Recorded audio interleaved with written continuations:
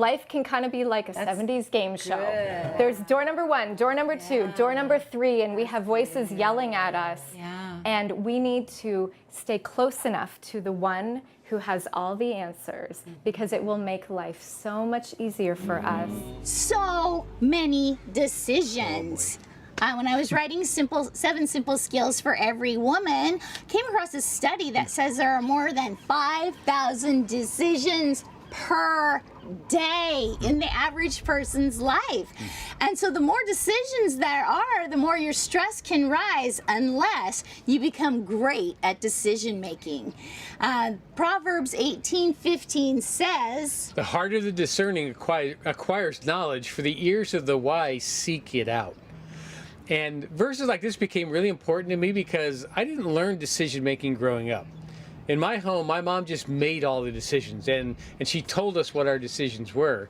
And I honestly thought some people were born good decision makers and other people just, you kind of muddled through life.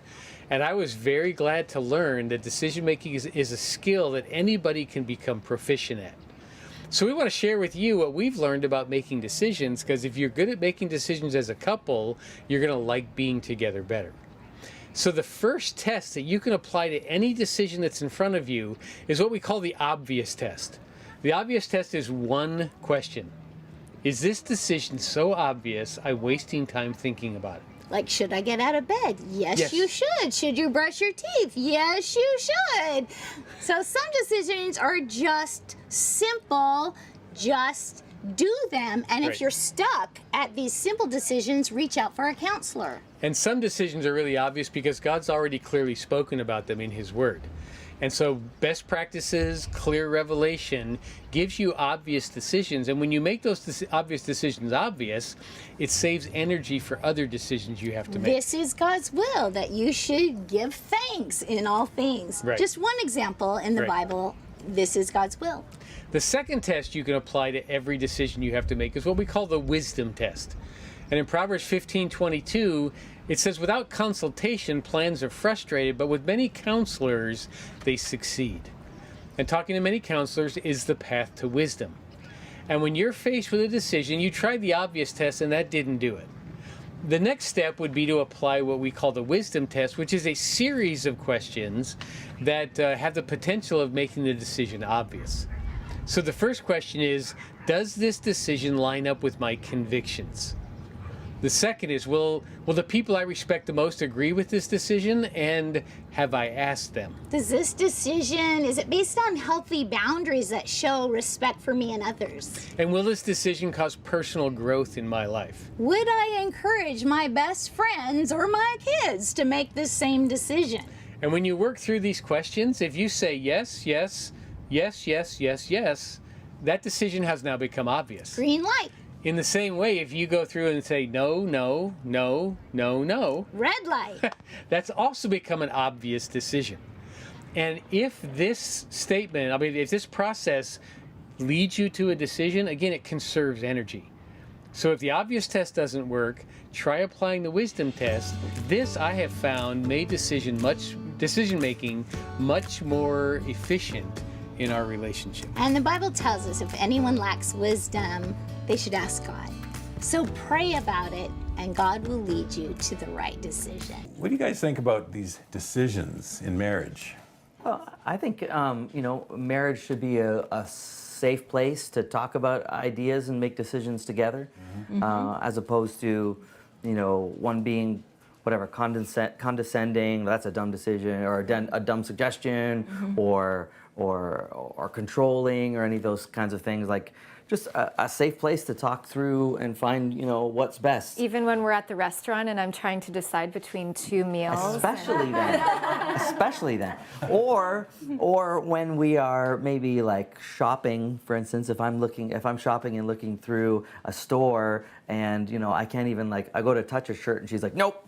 Okay. All our dirty laundry gets aired on a better. No, the color or style of something. I pick something, I'm off the rack. She's like, no, I'm not even I'm not even allowed to. It's the other way around. He's the price guy. Yeah. Yeah. Okay. And she's policing my style in that case. But so that's a lighthearted example. But just the idea of being open to making decisions together, to be able to talk through things and not have it just be a foregone conclusion that one person is making the decision all the time. Yeah, in all seriousness, like, I don't think that God is looking down on us and when we make the wrong choice go, oh darn, Dan and Danielle made the wrong decision. Now all of my plans for them is ruined. Like, No. He is bigger than that. He is more sovereign. But I will say, so I'm going to share a quick little story about a documentary I watched once, all about the show The Price is Right. That show. It was called The Perfect Bid. And it was all about a guy who actually beat the show. He beat the system and learned all of the prices of all the products that they would show. Now, luck was never on his side, and he didn't actually win, but he found himself more often in the studio audience, and he'd be cheering and shouting out the right answer. And one day, a man actually got the perfect bid. He came on down, he won, he made it to the Showcase Showdown, and he got his perfect bid right to the dollar and won both Showcase Showdowns. Wow. And you want to know why? Why? He tuned his ear to the one who had all the answers. He was the man who knew the answers was The in the guy crowd who knew shouting the- them out. He figured it out and he listened knew. for that guy's He was voice listening above for everyone him. else's. And life can kind of be like a 70s game show. There's door number 1, door number 2, door number 3, and we have voices yelling at us. Yeah. And we need to stay close enough to the one who has all the answers, because it will make life so much easier for us. And Psalm 32:8 it is, says, I will guide you along the best pathway for your life. I will advise you and watch over you. I will watch you with my eye. And it makes me think of a parent. It says, I will guide you With my eye. And when a parent kind of gives a look, when their kid's kind of out of line and all they have to do is give them a look. And you know what you're supposed to do. Because they have that relationship that I'm going to fall in line. And God, that's how He wants us. He doesn't want to have to yank us in the right direction. Right, because the other part of that verse says, don't be like a horse or a mule Or a who stubborn needs a mule, bit yeah. and a whip and a spurs to make you move. But I'd rather guide you with my eye is the relationship idea. and my closeness. Yeah. That's good. That's so good, guys. Really tuning your ear to the person that has the decisions, through reading God's word, through spending time through prayer, and learning, really what His voice is like. And as Bill and Pam were saying, that then a decision, if you look for wisdom from God's word, then that all of a sudden becomes obvious. And don't allow any distractions to keep you from His voice, like possibly the distraction of our dog Charlie. Yeah, he's been walking around here, I don't know if you can hear and Charlie you can hear his little footprints, I think, going toenails all through. If you over hear the like click, click, carpet click, floors, his so- toenails. We're he's- barging in on his territory, This is right? So Charlie's house. I should need to make a decision. Yeah, Make a decision whether to put him outside or not. But then he'll bark, and you'll hear the bark. So hey, No. we're in our house. here, folks. We're gonna just plow through with Charlie, okay? So you guys, decision making, yeah. For me, I just think it's super important that as a couple, you make decisions together. No matter how small, how big, it's important that you do it together. And whenever Mike comes to me with something, the first thing I always say and the first thing I think to myself is, did you pray about it already? Or did you start praying about it? Or just leave it with me and let me pray on it first. Then come back and we'll discuss it. Because I think it's so important to put God in the mix of all of that. Because no matter what decision I think, if it's not in alignment with what He thinks, what does it matter, right? So as long as we are in prayer on it, I think the right decision will be made. That's so good, Diane. You can be together on making decisions. Because if you're not in agreement on a decision, it's going to be the wrong decision. If someone pushes ahead with it, it's going to be a mistake.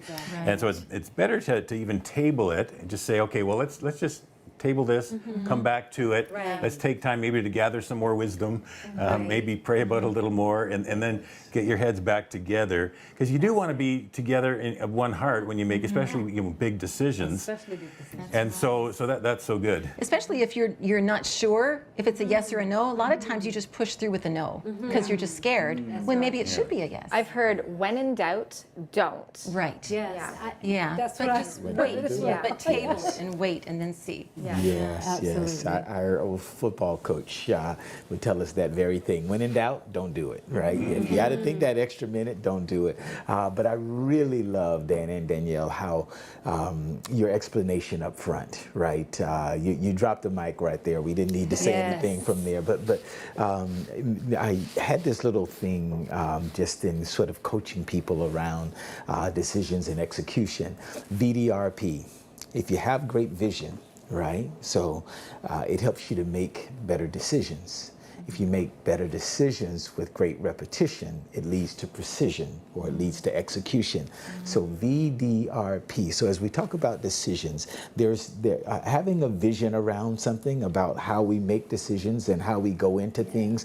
Many of that is for us, right? Comes from the Bible, right? So we have a vision of what we want to do, what we want to be, what we want to represent, right? So that vision that we have helps us to make better decisions, right? And we do that with great repetition, then it leads to precision. And so we get better as the time goes. Many of the decisions we make, we talk about a lot of the things, but many of those, most of those 5,000 decisions you talked about are things that we can do capably on a daily basis. If it's in us, right? If we choose to walk that way, to walk the vision that we know and understand, many of those things are simple. But as we move forward then, as those decisions become more important, larger decisions, whether that be relational or financial or whatever that looks like, in those cases, it's then good to get good feedback like you get at a Better Us. Absolutely. Well, speaking of a Better Us, that we had a big decision to make when we started a Better Us, because we had been out of television for a while. We had been enjoying ourselves doing marriage seminars, live events, and then the opportunity came to us to get back into television. And honestly, I was more leery about it than Ron was. He was saying, you know what, maybe we should. So we did. We sought wisdom. Yeah, we talked to a number counsel. of people, and then just kind of out of the blue, we'd get a phone call, or we'd see this door is opening, and people encouraging us, and that we didn't even ask about, we just thought, out of nowhere. Okay, maybe God's trying to speak to us. Maybe we should do the marriage thing, but get it on television and try to encourage people who might not otherwise attend a seminar or an event. And so here we gathered Big some decision. wisdom. we used the wisdom test, and it helped us for sure. Yeah, it's good advice. Yeah, good stuff, everyone. Friends, we really hope you're enjoying the marriage conversations here on our Better Us YouTube channel. We have hundreds of more helpful marriage videos designed to give you hope and tools to make your marriage even better. Right. And you can see just a few options we think you might like here and here. So keep exploring. Oh, and make sure you subscribe by clicking here so you don't miss out on all the great marriage help we have coming your way all the time.